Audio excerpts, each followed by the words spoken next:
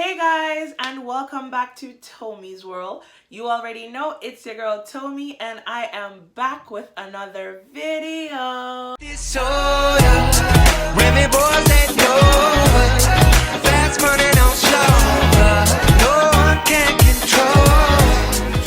So in today's video, I'm going to be telling you guys 6 misconceptions about teaching English in Japan. So all the things that people think are true but are not quite true.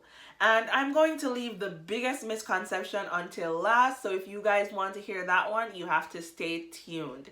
Also, I'm going to be leaving a very generous tip at the end of this video. So if you are interested in teaching English in Japan, then you need to watch all the way through to the end. Also, if you haven't subscribed to my channel yet, I'm asking you please to go ahead and click that subscription button and click that notification bell so you get notified every time I post a new video.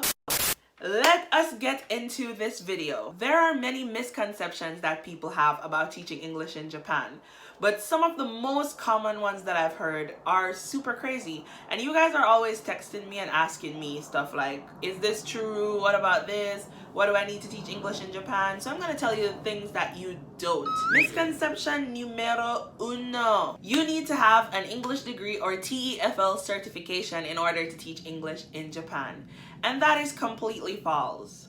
You can teach English in Japan as long as you have a degree. And it doesn't matter what type of degree you have. It could be a degree in science, history, chemistry. I'm just saying weird stuff right now because I have no idea. I do personally have an English teaching degree, but there are many people here who have degrees in totally different subjects.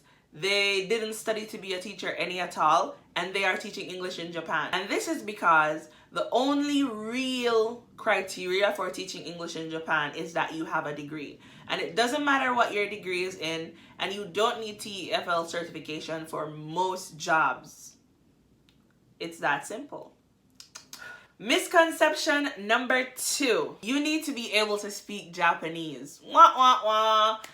This one is one that everyone should know by now is totally false, because if you watch my video about how I can't speak any Japanese and I live in Japan, then you should already know that living in Japan and teaching English, you do not need to speak Japanese. That is literally not your job. They only want you to come here and give the students an idea of what it would be like to talk with a native speaker of English. So you do not need to know how to speak Japanese. That is one of the things that they actually don't want, because sometimes people will come over and they are able to speak Japanese, and instead of doing their job and teaching English, they're kind of babying the students and talking to them in Japanese. And when you can't speak Japanese, that won't be a problem. So if you can't speak Japanese, more power to you, sis. Doesn't matter. You don't need that. Misconception number 3 is that a lot of people come to Japan and believe that teaching English is gonna be super easy because it's their native language. It's what you always speak. You don't need to put in much effort to teach English, right? Wrong. Definitely 100% wrong. There are so many things that will go wrong, and you are going to need to learn how to adjust to certain situations, because you need to realize that the Japanese people aren't native English speakers. So the students are going to need a little bit more cushioning, and your English, even sometimes when you feel like it's super low level English and it's super easy to understand, it's not. So you are going to need to realize that, and it can be quite difficult because sometimes I'll say a super easy English sentence and I'm like, oh, that's so easy to understand, and then my sensei will be like, no, the kids won't understand the word interesting, or the kids won't understand the word gorgeous, so you need to replace that. It can be really difficult. So one of the biggest misconceptions that people have is coming over to Japan to teach English and believing that it's gonna be super easy. It will be easier than a lot of jobs that you could do, I think, but it still won't be like a walk in the park. So prepare for that. Misconception number 4 is that you will have control over your own class. This one is mainly for my teachers, because you come into Japan already having taught, whether it's English, science, math, whatever. So you think you're gonna have control over your own classes, you're gonna do what you wanna do, you're gonna get this topic across, you're gonna be the change that all of us other ALTs are not, and you're gonna do exactly what we aren't doing and make all of these kids learn Japanese. Sis, bro, that's not what's gonna happen, okay? You are gonna come to Japan and realize that you have to teach with what we call a JTE. And your JTE is basically the Japanese teacher of English, and they're gonna be in all your classes with you. Some of the times you will be the T1, which means you will be the main teacher, and sometimes you will be the T2, which means you'll only be in the class reciting stuff that the JTE asks you to say. Like, oh, repeat these words after Tomi sensei. Interesting. Interesting. Happy. Happy. Yeah, you're not gonna be in charge of your own classes. So get that out of your mind. Like, reboot and come again, okay? Because that's not gonna happen. Okay, misconception number 5, and one of my favorites, is that you will think that you are going to live in the city. Oh yes, I'm moving to Japan to teach English, and I'm gonna live in Tokyo or Osaka or Kyoto. But guess what? Probably it's a 60% chance that you will not be living in the city. There are teaching jobs in the city, and some people do get to live in the city, but all the teaching jobs are not going to be in Tokyo, Osaka, and Kyoto. There are other rural prefectures where they need more ALTs.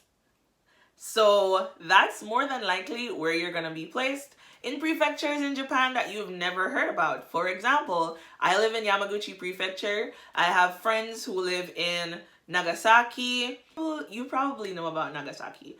But yeah, I got friends who live in Nagasaki. They have to take a boat. What? They have to take a ferry for like 7 hours overnight to get back to their islands.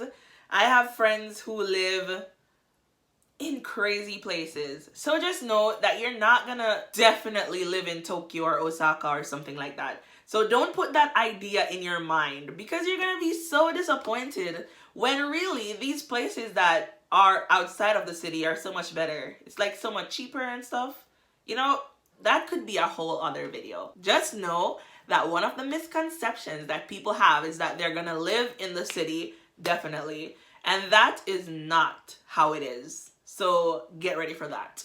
Misconception number 6. And this is a big one. It's for my more mature audience. Is that everyone tends to think that you need to be young to do this job. You really don't need to be young. I've met people who are teaching English here who are in their 30s, 40s, 50s, never 60s, but yeah, up to their 50s. They're teaching English because this is what they want to do. Probably they took a hiatus from their life. What, is that the right word? They decided that they wanted a year off, and instead of just not working, they came over to Japan and decided to teach English. Because as I said, once you have a degree and you're a native English speaker, then you can get a job teaching English in Japan.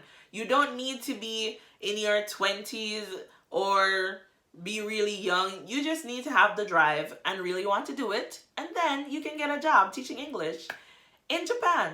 Yeah, it's that simple. You do not need to be young, okay? And finally, I have a tip for all of you guys who want to come to Japan to teach English, because I'm nice like that. And I want to give you guys tips so you can come teach English in Japan and be my friend. So, my tip is, if you are really interested in teaching English in Japan, search up the most reputable programs that I know, which would be Interact or JET. And work tirelessly on your applications, because these programs are very competitive, especially JET. And once you think you are finished, have someone check it, read it over, because you want to make sure that your application is the best that it can be.